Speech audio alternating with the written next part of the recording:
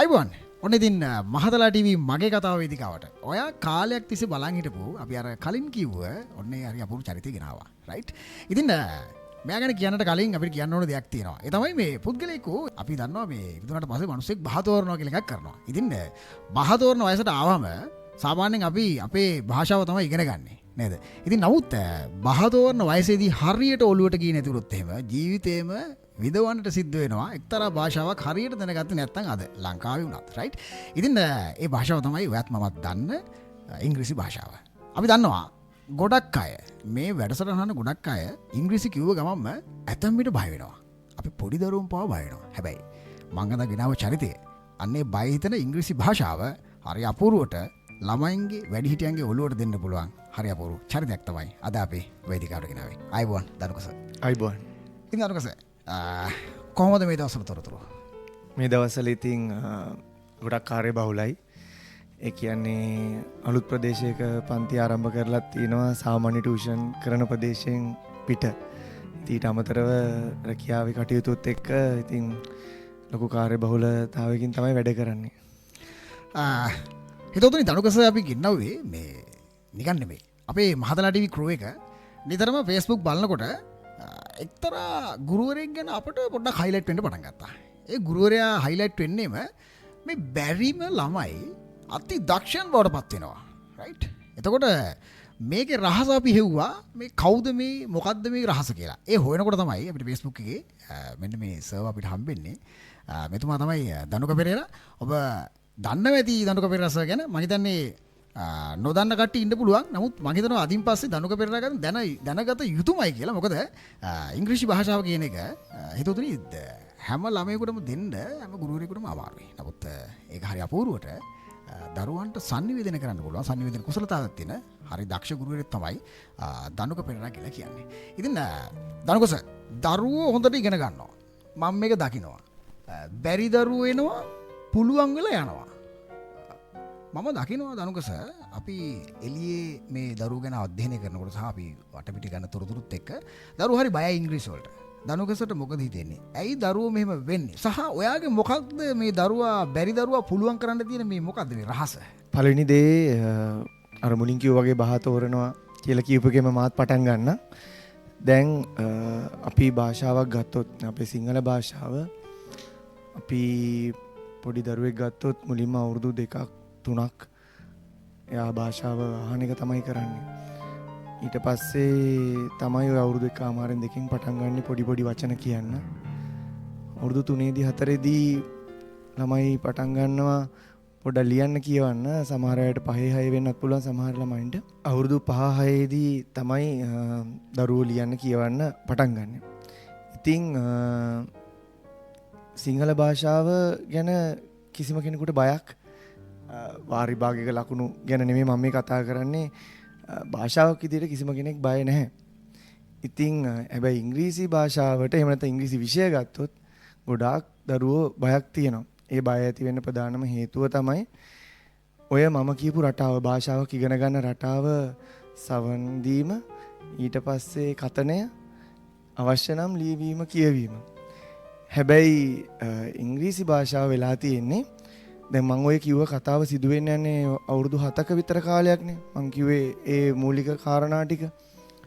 දැන් ලංකාවේ ගත්තොත් බහුතරයක් ප්‍රදේශවල එහෙම නැත්නම් සාමාන්‍ය අධ්‍යාපන රටාවේ යෙදෙන දරුවෙක්ට අවුරුදු 6-7 වෙනකන් ඉංග්‍රීසි භාෂාව ලැබෙනවා බොහොම අඩුයි ඉගෙන ගන්න. ඒකට ප්‍රධාන හේතුව පාසල් වලත් ඉංග්‍රීසි විෂය උගන්වන්න පටන් ගන්නේ 3 වසරේ. ඒ කියන්නේ අවුරුදු 7 පහු වෙලා. ඉතින් මනෝවෛද්‍ය විද්‍යාවට අනුවත් හොයාගෙන තියෙනවා අවුරුදු 4-7 අතර තමයි භාෂාවක් කෙනෙක් ප්‍රගුණ කරන්න හොඳම වයස කියලා. ඉතින් ඒ වයස ඒ දරුවන්ට ඉංග්‍රීසි ලැබෙන්නේ නැහැ ප්‍රධාන හේතුව. ඊළඟට අවුරුදු 7න් පස්සේ පටන් ගත්තත් යන රටාව. දැන් මම කිව්වා සවන් දෙන්න ඕනේ, කතා කරන්න ඕනේ, අවශ්‍ය නම් ලියන්න කියවන්න පුළුවන් කියලා. හැබැයි අපි ගොඩක් වෙලාවට අරමුණු කරගෙන ඉන්නේ අපේ භාෂාව උගන්වනවා කියලා.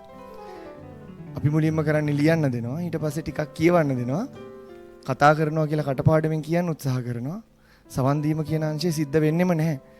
එතකොට ඒ හේතුව මත කිසිම වෙලාවක කෙනෙකුට අර භාෂාවක ෆ්ලුවන්සි එක කියන්නේ චතුරත්වය කියන එක ඇත් කරගන්න හම්බෙන්නේ නැහැ.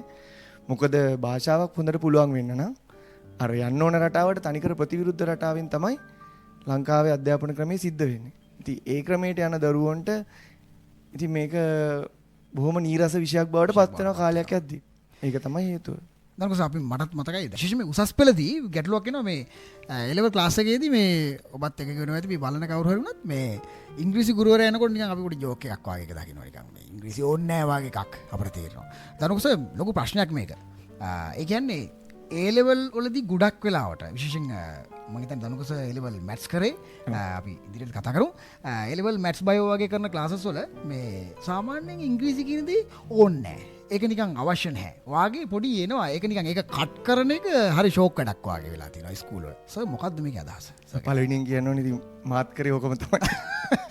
ඉතින් අපිට මතකයි ඉංග්‍රීසි ටීචර් ක්ලාස් එකට එනකොට අපි අපේ පාසලේ ඒ කාලේ 2005 විතර සුනාමියෙන් පස්සේ වෙන තැනකට ගෙනියලා තිබුණා. ඉතින් අපිත් හොරෙන් පිට්ටනියට පැනලා ක්‍රිකට් ගහනවා. ඕක තමයි කරේ. ඒ වුණාට ඒ ගුරුවරුන්ට අපහාසයක් කරනවා නෙමෙයි. ඒක තමයි ඒ ළමයින්ගේ චින්තනය. ඉතින් ඒකට ප්‍රධානම හේතුව තමයි ඒ කාලෙ වෙද්දි දැන් උසස් පෙළදී නම් ගොඩ දෙනෙක්ට ඉංග්‍රීසි විෂය ගැන ලොකු අවශ්‍යතාවයක් නැහැ. මොකද ප්‍රධාන විෂයන් තුනට ඒගොල්ලෝ උපරිම කැප වෙලා ඉන්නේ. ඉංග්‍රීසි විෂය වෙලාව පාවිච්චි කරන ඇත්තටම සංසුන් වෙන්න, සැහැල්ලු වෙන්න ඒකට තමයි පාවිච්චි කරන්නේ. ඉතින් ක්‍රීඩා කරන්න ඕවට. ඉතින් මම නම් කියන්නේ ඇත්තටම මේ වයසේදී ඉංග්‍රීසි ඉගෙන ගන්න සිදුවීමත් ඇත්තටම අපරාධයක්. දරුවෙක්ට ඉංග්‍රීසි ඉගෙන ගන්න ඕනේ ඊට කලින් ඉතාමත්ම පහසුවෙන් ඉගෙන ගන්න පුළුවන් විදි දැන් තියෙන නිසා. ඉතින් මම විශ්වාස කරනවා ඒ වයසේදී ඉංග්‍රීසි නීරස වීම හෝ ඉංග්‍රීසි අවශ්‍ය නැතිවීම අධ්‍යාපන ක්‍රමයේ වැරද්දක් කියලා. මොකෝ ඒ කාලේ වෙනකොට දරුවෙක් කරන්න ඕනේ ඉංග්‍රීසි භාෂාව හරහා ලෝකයේ ගැන හොයන එක මිසක් එතකොටත් ඉංග්‍රීසි ඉගෙන ගන්න ඕන නම් අවුරුදු 13ක් තිස්සේ ඉස්කෝලේ ගිහිල්ලා ඒක ඇත්තටම අධ්‍යාපන ක්‍රමයේ ඇති පසුගාමීත්වයක්. ඇතරම සමහරලාට ඒ අපි කට් කරපු කට් කිරිල්ල අනාගතයේ දවසක අපි ජොබ් එකක් කරනකොට අපි සෑහෙන විඳවලා තියෙනවා. ඒ කියන්නේ අයි අපි කට් කරේ අපරාධී. අපි මෙහෙම කරා. නමුත් මේ අපිට ඒ අවස්ථාවට මුණ දෙනකොට අපිට ඒක අවශ්‍යතාවයේ පැන නගිනකොට අපි සෑහෙන දුර ගිහිල්ලා ඉවරයි. ඒ නිසා පණිවිඩයක් දෙනවා මේ ආදරණීය හිතවතුන් මේක බලනවා. ආදරණීය ඔබගේ දරුවන් මේක බලනවා ඇති මේ ඒක කරගන්න එපා. අපි දනකොසේ කිව්වා වගේම මේ ඉංග්‍රීසි භාෂාව ඔළුවට යන්න ඕන කාලයක් තියෙනවා. ඒ කාලෙදී අනිවාර්යෙන්ම අපි ඒ භාෂාව දෙන්න ඕන. දනකොස අපිට අධ්‍යාපනය ගැන ඇදුන නිසා මම අහන්න කැමති O level කරේ කොහෙද? පොඩි විස්තරයක් යනකො A level කරේ කොහෙද නේද අධ්‍යාපන පසුබිම? මේ අධ්‍යාපන පසුබිම ගත්තොත් මම මගේ උපන් ගම නම් පානදුර. එතකොට හැබැයි මම පොඩි කාලේ හැදී වැටුනේ බකමුණ කියලා ප්‍රදේශයක. ඉතින් එක වසරේදී ආපහු පානදුරේට ආවා සාන්ත ජෝන් විද්‍යාලයට ඇතුළත් වුණා. පෞද්ගලික පාසලක් කියන්නේ සෙමි ගවර්න්මන්ට් එකක්. ඊට පස්සේ නැවතත් දෙක වසරේදී බකමුණට එන්න වුණා. මගේ මල්ලිගේ උපතත් එක්ක දෙක වසර බකමුණ මහසෙන් විද්‍යාලයට ගියේ. තුනේදී නැවතත් සාන්ත ජෝන් විද්‍යාලයට ශිෂ්‍යත්වය හොඳට සමත් වෙන්න බැරි වුණා. ලකුණු 5ක් මදි වුණා. ඒ හින්දා සාන්ත ජෝන් එකේ ජාතික පාසලට ඇතුළත් වුණා 6 වසරේදී. 7ේදී නැවතත් අවස්ථාවක් ලැබුණා පානදුරේ අංක 1 පාසල වන ශ්‍රී සුමංගල විද්‍යාලයට ඇතුළත් වෙන්න. එතන ඉඳන් උසස් පෙළ දක්වාම ඉගෙන ගත්තේ ශ්‍රී සුමංගල විද්‍යාලයේ. මට මතකයි ශ්‍රී සුමංගල විද්‍යාලයට එනකොට සාමාන්‍ය මට්ටමේ බොහොම මට්ටමේ දරුවෙක් මම. ඉතින් ඒ කාලෙදී මම ඇත්තටම ඉතින් වෙනියා කිව්වොත් පන්තියේ 15 වෙනියා විතර. ඉතින් ඒ කියන්නේ බොහොම මධ්‍යස්ථ ලෙවල් එකේ හිටිය මේ ඇත්තටම ක්‍රිකට් පිස්සුව තිබ්බ ළමෙක්. හැබැයි සාමාන්‍ය පෙළ එනකොට 2005 සාමාන්‍ය පෙළ විභාගයේ පාසලේ වැඩිම සාමාන්‍ය පෙළ ප්‍රතිඵල ලබාගත් ශිෂ්‍යයා වෙන්න මට පුළුවන් වුණා. ඒ සමර්ථ 10ම ලබාගෙන අපේ පාසලේ ඒ සමර්ථ 10 එකක් විතරයි තිබුණේ. ඒකට හේතුව සියලුම සිසුන්ට කියන්නේ බහුතරයක් සිසුන්ට ඉංග්‍රීසි සාහිත්‍ය විෂය අනිවාර්ය කරලා තිබුණා. ඉතින් ඉංග්‍රීසි සාහිත්‍ය විෂය ලිටරචර් පාස් ඒකක් ගන්න ගොඩක් අයට අමාරුයි. ඒ හින්දා අපේ පාසලට ඒ සමර්ථ 10 එකක් විතරයි තිබුණේ. ඒක ලැබුණේ මට.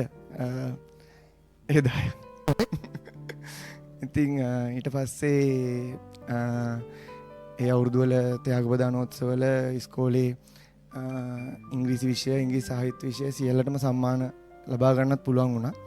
මම ඒ ගොඩනැගීම ගැන අපි පස්සේ කතා කරමු ඉංග්‍රීසි ගැන. ඊට පස්සේ උසස් පෙළ හැදෑරුවේ ගණිත අංශයෙන්. ඊට පස්සේ සුදුසුකම් ලැබුවා සබරගමුව විශ්වවිද්‍යාලයට ආගරණීය තොරතුරු පද්ධතිය කියන්නේ කම්පියුටිං ඇන්ඩ් ඉන්ෆර්මේෂන්ස් ස්පෙෂල් ඩිග්‍රියක් කරේ. ඒ අතරතුර එංගලන්තයේ වරලත් කර්මනාකරණය පිළිබඳ එකෙන් සීමා කොලිෆයි වෙන්න පුළුවන් වුණා පාස් ෆයින් ලෙස් කෙනෙක් වෙන්න. ඒක තමයි අධ්‍යාපනයේ පසුබිම. ඊට අමතරව වෙන වෙන ඩිප්ලෝමා ඒවත් කීපයක් කරලා තියෙනවා. ප්‍රධාන දෙක උපාධිය සහ සීමා කොලිෆයිඩ් වීම තමයි.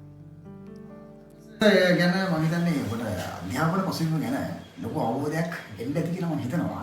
ඒ කියන්නේ මේ මම දකිනවා ටියුෂන් ශාස්ත්‍රය ගැන කතා කරනකොට මේ ඉංග්‍රීසි කියලා කියන්නේ භාෂාවක්. මේක ලේසියෙන් හැන්ඩල් කරන්න පුළුවන් භාෂාවක් නෙවෙයි. ඒ නිසා මේකට හිතුවතුනි මේ අත්දැකීම් තියෙන්න ඕන, මේකට හොඳ දැනුමක් තියෙන්න ඕන, මේකට හොඳ පළපුරුද්දක් තියෙන්න ඕන. ඉතින් මේ පළපුරුද්ද 100ට වඩා වැඩියෙන් තියෙන ගුරුවරයෙක් කියලා මට හිතෙනවා ධනුක සර් ගැන කියනකොට. ධනුක සර් එතකොට මම හිතන්නේ ටියුෂන් ගැන මම අහන්නම් ටියුෂන් එකට එන්න කලින් ජොබ් එකක් කරනවද? ඔව්. මුලින්ම විශ්වවිද්‍යාලයේ සිවන වසරේ ඉගෙන ගන්නකොට මම මුලින්ම මගේ පළවෙනි රැකියාව කරා පෞද්ගලික ආයතනයක කළමනාකාර පුහුණු විදියට මැනේජ්මන්ට් ට්‍රේනි කෙනෙක් විදියට වැඩ කරා ව්‍යාපෘති අංශයේ. මගේ ආයතනය නම කියනවා ප්‍රීමියම් ඉන්ටර්නැෂනල් මගේ පළවෙනි කම්පැනි එක. ඊට පස්සේ සිගෝ මොබයිල්ස් ආයතනයේ සහකාර කළමනාකරුවෙක් විදියට තමයි මගේ දෙවැනි පත්තේ. ඉතින් එතනදී මම කළමනාකරුවෙක් වෙනකම් යනවා. ඊට අමතරව ලෝකයේ ප්‍රසිද්ධ දුරකථන ජාලයක් වෙන ඔබී මොබයිල්ස් වල කන්ට්‍රි මැනේජර් බවට පත් වුණා. ඒ කාලෙදි තමයි ටියුෂන් වලටත් සම්බන්ධ වුණේ කන්ට්‍රි මැනේජර් කෙනෙක් වෙලකට ඉන්නකොට. හරි. එතකොට මේ ධනුක සර් ගැන මම හිතන්නේ පුළුල් අවබෝධයක් එන්න ඇති බලන අහන කෙනෙකුට නේද? ධනුක සර් තව ප්‍රශ්නයක් තියෙනවා. දැන් A level කරන්නේ maths. ඊට පස්සේ ජොබ් එක කරනවා මම හිතන්නේ කම්පියුටර් සබ්ජෙක්ට් එකට රිලේටඩ් ජොබ් එකක් කරනවා නේද? ඒක ගැන කියනවා නම් අවුරුදු 8ක් විතර ඊට පස්සේ මගේ අර ඒ කතාවේ මම ඉතුරු කාටස් කියන්න. ටියුෂන් ශාස්ත්‍රයට පිවිසුනේ 2017 වර්ෂයේ. ඒතකොට 2017 ටියුෂන් ආරම්භ කරනකොට මම ටියුෂන් කරන්න පටන් ගත්තේ මේ සල්ලි වලට නෙමෙයි නොමිලේ. නොමිලේ ටියුෂන් කරේ. ඒක ගැන අපිට කියන්න තියෙනවා ගොඩක්. මට තියෙනවා අහන්න තියා. ඉතින් නොමිලේ පටන් ගත්තේ 2017 දී ටියුෂන් කරන්න. ඒ කියන්නේ තාත්තා බකමුණ ප්‍රදේශයේ ව්‍යාපාරිකයෙක්. ඒ හින්දා තාත්තා මට ආරාධනා කළා ඒ පැත්තේ බකමුණ ප්‍රදේශය කියන්නේ ගොඩාක් ඉංග්‍රීසි වලට දුර්වල ප්‍රදේශයක් ඒ කාලේ. එතකොට මට කිව්වා මේ සතියන්තේ ඇවිල්ලා පුළුවන් නම් රැකියාව කරන අතරතුර දරුවන්ට ඉංග්‍රීසි ටිකක් උගන්වන්න කියලා. ඉතින් මට තාත්තා වෙනම වෙලෙන් සංගම් ගොඩනැගිල්ල කියලා ගොඩනැගිල්ලක් තියෙනවා. ඒක පාවිච්චි කරන රැස්වීම වලට විතරයි. මට ඒක ලෑස්ති කරලා ඒකේ වයිට් බෝඩ් එකකුත් සූදානම් කරලා මට කිව්වා ඇවිල්ලා ටියුෂන් කරන්න මේ දරුවන්ට නොමිලේ ගොඩ දෙනෙක් ඉන්නවා නොමිලේ ගෙන්නුවත් උගන්වන්න පුළුවන් කියලා. ඉතින් ඒ පටන් ගත්ත ටියුෂන් එක තමයි ඉතින් මම පටන් ගන්නකොට දරුවෝ 11ක් විතර තමයි හිටියේ නොමිලේ උගන්වනවා කිව්වහම. එතකොට අවුරුද්දක් මාස 6ක් විතර ඒ විදිහට කරගෙන ගියාට පස්සේ අර නොමිලේ උගන්වනවා කොටත් ඒකට අගයක් නැති වුණ හින්දා තමයි පසු කාලීනව මේ අර ටියුෂන් ශාස්ත්‍රයට පිවිසෙන්න සිද්ධ වුණේ. ඒ අර තරඟකාරී ශාස්ත්‍රයට. ඊට පස්සේ තමයි රැකියාවිනුත් බැහැරලා මට මේ ටියුෂන් පිළිබඳ ඒ කියන්නේ මට හිතුණා මේක ඉගෙනීම මගේ ඇඟ ඇතුලේ තියෙන දෙයක් කියලා. ඊට පස්සේ තමයි මම පිවිසුනේ ටියුෂන් ශාස්ත්‍රයට. ඉතින් අවුරුදු 8ක් 9ක් විතර එක දිගටම ටියුෂන් ශාස්ත්‍රයේ දැන් යෙදිලා ඉන්නවා. මේ මගේ 10 වෙනි අවුරුද්ද. ඒ අතරතුර දැන් නැවතත් මගේ ඩිග්‍රී එක සහ මගේ ප්‍රොෆෙෂනල් ක්වොලිෆිකේෂන්ස් තියෙන්නේ ප්‍රොජෙක්ට් මැනේජ්මන්ට් ඒ පැත්තට. ඉතින් IT පැත්තේ. ඉතින් මම ඒ හින්දා දැන් නැවතත් software company එකක project manager කෙනෙක් විදිහටත් job එක කරන්න කරනවා. දැනට එතකොට ධනුක සර් කරන්නේ ටියුෂන් කරන්නේ බකමූණ ප්‍රදේශය විතරයි. නැහැ. දැන් බකමූණ ප්‍රදේශය සහ පානදුර කියන ප්‍රදේශ දෙකටම ටියුෂන් ආරම්භ කරලා තියෙන්නේ. පානදුර ඔන්න පානදුරට එනවා අති දක්ෂ ගුරුවරයෙක් ඔන්න පානදුර ඉන්න කට්ටියට සුභාරංචියක් වෙවි මේක බකමූණේ හොල්ලපු පුලතිසිපුර ඉංග්‍රීසි සන්නාමය කියලා අපි හඳුන්වපු ඔන්න ධනුක පෙරේරා පානදුරයට එන්න යන්නේ. ඔන්න සූදානම් වෙලා ඉන්න ඕන. පානදුරේ දුවදරුවන්ගේ විශේෂම මෙන්න මේ ඉංග්‍රීසි වල තියෙන අපහසුතාවය මගහරව ගන්න බකමූණෙන් බිහි වෙච්චි අති දක්ෂ ඔන්න පානදුරට එන්න ලෑස්ති. ඔන්න දෙමව්පියෝ බලනවා නම් මෙන්න අවස්ථාව. මම හිතන්නේ ධනුක සර් ඇඩ්වර්ටයිස් කරනවද? ඒ කියන්නේ සෝෂල් මීඩියා කියන්නේ සමාජ මාධ්‍ය හරහා දැනුවත් කිරීම කරනවා. දනුක පෙරසගේ ෆේස්බුක් පේජ් එකක් තියෙනවා. ෆලෝ කරලා තියාගන්න. අනිවාර්යෙන් දැනගන්න පුළුවන් වේවි. පානදුරේට හොඳ එලියක් පායන්න යන්නේ ඉංග්‍රීසි වලින්. රයිට්. ඒ නිසා මේ හිතුතුනි මේ අපි හුදෙක් මහතලා ටීවී වේදිකාවට ගෙන්නන්නේ නිකම්ම නිකම් පුද්ගලෝ නෙමෙයි. ඔබ දන්නවා ඇති අපි පළවෙනිට ගෙන්නව හොඳ දක්ෂ ගීපද රචකයෙක්, දෙවෙනිට ගෙන්නව බොහොම දක්ෂ සංගීත ගුරුවරයෙක්, අද ගෙනාවේ තෝරලා බේරලා ගත්තු මණිකක් වගේ නේද පුද්ගලෙක්. ඒ නිසා මේ ගේන පුද්ගලයා ගේන්නේ නිකම්ම නිකම් චරිතයක් නෙමෙයි කියලා ඔබ දන්නවා මහතලා ටීවී. මගේ කතාව ප්‍රෝග්‍රෑම් එක හැඩ වෙන්නෙම හරි දක්ෂ තරුවලින්. ඒ නිසා නැවතවතාවක් කියනවා පානදුරට ඔන්න ලස්සන ඉරක් පායන්න යන්නේ ඉංග්‍රීසි වලින්. සූදානම් වෙන්න. පානදුර හොල්ලන්න තමයි යන්නේ. රයිට්. දනුකස මම මාතලේ පල්ලෙපොළ රයිට් මම මාතලේ පල්ලෙපොළට එන්න බැයිද? දැන් ඒ කියන්නේ ටියුෂන් කරන ප්‍රදේශ දෙකත් එක්ක ගත්තොත් එහෙම පානදුරේ මම සතිය දිනවල කරන්නේ. සතිය අන්තයේ බකමුණ ප්‍රදේශයේ කරන්නේ. එතකොට තියෙන කාර්ය බහුලයත් එක්ක මේ දෙක කළමනාකරණය කර ගැනීම අවස්ථාවක් තියෙනවා. කිලෝමීටර් 200ක් විතර ගමන් කරන්න තියෙනවා. එන්න යන්න ආපහු 200 කිලෝමීටර් 400ක් ගිහිල්ලා කරන හින්දා ඉතින් තව ප්‍රදේශයක් කරන්න අමාරුයි අත්තටම. මම නිකන් කිව්වේ මගේ ආදරණීය පුරවරේ මාතලි පුරවරේ රයිට්. ඉතින් මම කැමතියි මගේ පුරවරයාත් එළිය කරන්න මේ වගේ දක්ෂ ගුරුවරයෙක් එනවා. නමුත් ඉතින් කරන්න දෙයක් නැහැ. රයිට්. දනුක පෙරේරා කියලා කියන්නේ අපිට ඉංග්‍රීසි වලට පායපු මිනි කිරණක් අනිවාර්යෙන්ම ලංකාව කවදාරි දවසක හොලවන්න පුළුවන් චරිතයක් වෙනවා නොඅනුමානයි. ඒක නිසාමයි මෙන්න මේ හරි අපූර්ව චරිතය අපි මේ මහතලා ටීවී මගේ කතාව වේදිකාවට ගෙන්නන්නේ. බකමූණේ ළමයි කීයක් විතර ඉන්නවද දනුකස මුළු ඉස්කෝලවලම ගත්තොත් O level කරන?